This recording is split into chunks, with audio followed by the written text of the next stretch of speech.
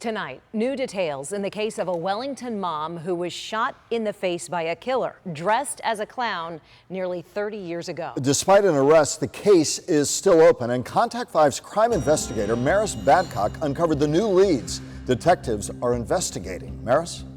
For years, detectives have tried to find the clown costume and the murder weapon. Confessions from a breakthrough witness last year led them to a car dumped into a canal. And tonight, you're going to see what they found inside that car.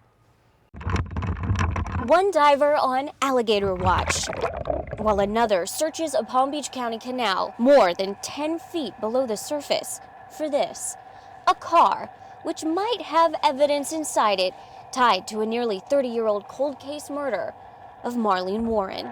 The killer was dressed as a clown. The clown pulled out a gun And then shot her twice in the face. Evidence like the murder weapon and the clown costume used to disguise the killer. Detectives led to the water by this man. Have you ever heard of a deathbed confession?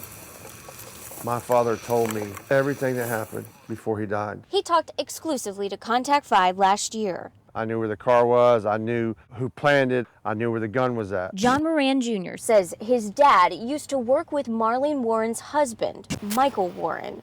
On his deathbed, he told me that car would get me anything I ever wanted for Mike Warren. Warren, a used car dealer who did prison time for crimes like grand theft, odometer tampering, and racketeering. A man detectives originally investigated in his wife's death, but they never charged him. Are you guilty of I know I have to ask this. Not. A man who is now married to the woman detectives recently arrested for Marlene Warren's murder. The suspected killer clown finally under arrest. Let's bring out Sheila Warren King. She's been charged with first-degree murder. According to a search warrant obtained by Contact 5, Moran Jr. told detectives Mike Warren tried to bribe him shortly after the arrest. Newly released phone records show someone used a burner phone to contact Moran Jr. around that time, and they spent more than 200 minutes on the phone talking. Records don't say who owned the burner phone, but in the log, there were numerous calls made also to Sheila Keen Warren's attorney. When they finally dig that car up, they're gonna find a clown suit? oh yeah. Cold case detectives took his confession seriously enough to go diving in that canal. Inside the car, detectives found tube socks, blue and red pieces of cloth, and a shoe sole, among other things. But no costume, no murder weapon were photographed. Plus, the Audi was reported stolen in 1987, 3 years before Marlene Warren was killed.